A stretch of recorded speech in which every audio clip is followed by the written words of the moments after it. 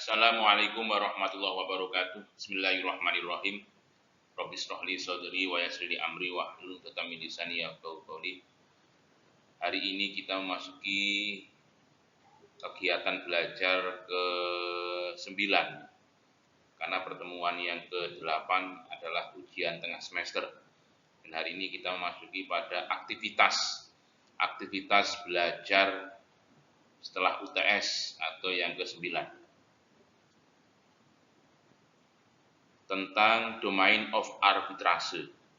Arbitrase sebelumnya sudah pernah kami sampaikan, itu diatur di dalam Undang-Undang Nomor 30 Tahun 99 tentang arbitrase dan alternatif penyelesaian sengketa. Dan arbitrase ini merupakan peradilan swasta yang menjadi pilihan forum untuk menyelesaikan sengketa bagi para perusahaan, kontraktor, atau menjadi pilihan para pihak yang mengatur terkait dengan pilihan forum penyelesaian sengketa di dalam klausul perjanjian. Jadi sengketa itu bisa diselesaikan di dalam arbitrase ketika di dalam perjanjian di sana ada pasal klausul yang menyebutkan terkait dengan pilihan forum untuk menyelesaikan sengketa itu di arbitrase atau peradilan swasta. Karena di dalam perjanjian yang dibuat oleh para pihak ya, antara pihak satu dan pihak kedua, dan kemudian mereka sepakat tanda tangan, maka kalau sudah terbit perjanjian, sudah ditandatangani, sudah diteken, maka pengadilan negeri, pengadilan niaga tidak boleh menerima perkara tersebut, tidak boleh menerima pengajuan gugatan dari salah satu pihak yang telah menandatangani perjanjian tersebut, karena itu melanggar Undang-Undang 30 tahun 99. Domain of arbitrase. Arbitrase ini menjelaskan tentang sengketa perdata di bidang perdagangan, perniagaan, perbankan, keuangan, investasi, industri, hak atas kekayaan intelektual, haki, dan hubungan prestasi bisa. Sebagaimana contoh kasus terkait dengan kontraktor, dengan PT Fajar Parahyangan dengan PUPR Kota Kediri ya, terkait dengan kasus kontraktor pembangunan Gambiran 2 melawan PUPR Poltek ya, terkait dengan pemborongan taman yang ada di depan alun-alun. Itu semuanya diselesaikan, forum pilihan penyelesaiannya di mana? Di arbitrase Surabaya. Yang kedua, sengketa mengenai hak yang menurut hukum dan perundang-undangan dikuasai sepenuhnya para pihak.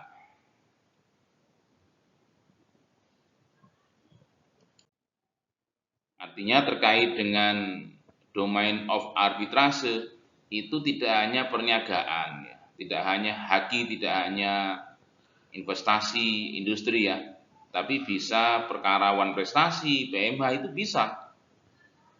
Kemudian ada 3 hal dalam pasal 1 angka 1 Undang-Undang 30 tahun 99, arbitrase merupakan salah satu bentuk perjanjian. Perjanjian arbitrase harus dibuat dalam bentuk tertulis. Nah, ini berarti teman-teman harus mempelajari atau ikut kursus ya, pelatihan membuat draft perjanjian. Karena di dalam perjanjian itu kan ada 13 pasal ini, termasuk mengatur terkait dengan hak dan kewajiban. Di dalamnya harus mengatur terkait dengan penyelesaiannya, kemudian bayar pajaknya bagaimana itu terkait dengan substansi, isi substansi di dalam perjanjian. Perjanjian arbitrase tersebut merupakan perjanjian untuk menyelesaikan sengketa yang dilaksanakan di luar peradilan umum, berarti pilihan forumnya di arbitrase. Terima kasih. Arbitrase itu adalah merupakan lembaga peradilan swasta, karena arbiter hakimnya itu yang membayari adalah para pihak baik pemohon maupun termohon. Nah, perihalnya nanti adalah permohonan arbitrase seperti itu. Walaupun toh sengketanya itu terkait dengan perkara one prestasi ataupun perbuatan melawan hukum. Tapi ketika mengajukan permohonan kepada arbitrase Surabaya, itu perihalnya one prestasi. Artinya ini berbeda dengan gugatan-gugatan yang diajukan di pengadilan negeri. Kalau di pengadilan negeri ya sengketanya itu tentang one prestasi.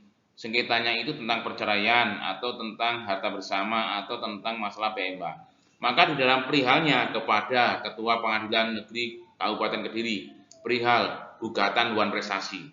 Nah, kalau di arbitrase enggak seperti itu. Perihalnya apa? Permohonan arbitrase. Walaupun toh sengketanya itu terkait dengan haki, walaupun toh sengketanya itu terkait dengan PMH, perihalnya cukup permohonan arbitrase. Itu sebagaimana di dalam hukum acara rules and procedural. SOP-nya memang seperti itu. Rule and proceduralnya seperti itu. Nah, terus kemudian bagaimana Pak Uzaimah terkait dengan tahapan persidangannya? Tahapan persidangannya sebenarnya tidak jauh beda dengan di PN. Artinya di dalam persidangannya itu di tahap awal ada mediasi, ya, ada pembacaan permohonan, kemudian ada jawaban, ada replik duplik, dan ada kesimpulan dan putusan. Nah, putusan arbitrase itu memiliki kekuatan hukum di pasal 60 ya, pasal 60 Undang-Undang 30 tahun 99 disampaikan bahwa putusan arbitrase adalah final dan mempunyai kekuatan hukum dan mengikat kepada para pihak. Ya, monggo silakan jenengan download di Undang-Undang 30 tahun 99 tentang arbitrase dan APS. Di pasal 60 itu memang seperti itu, putusan arbitrase itu sah dan mengikat, final and binding, dan mengikat kepada para pihak. Lah, andaikan nanti para pihak itu kemudian tidak puas terhadap putusan itu, maka di pasal 70 itu diberi kewenangan untuk mengajukan pembatalan terhadap putusan arbitrase. Di mana mengajukannya? Di pengadilan negeri setempat, di mana objek sengketa itu ada.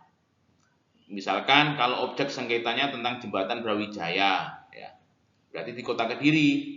Nah, ketika mengajukan pembatalan terhadap putusan arbitrase Surabaya, ya berarti di PN Kota Kediri. Sekian, terima kasih. Mudah-mudahan aktivitas belajar ini ada manfaat, menambah wawasan untuk kita semua. Assalamualaikum warahmatullahi wabarakatuh.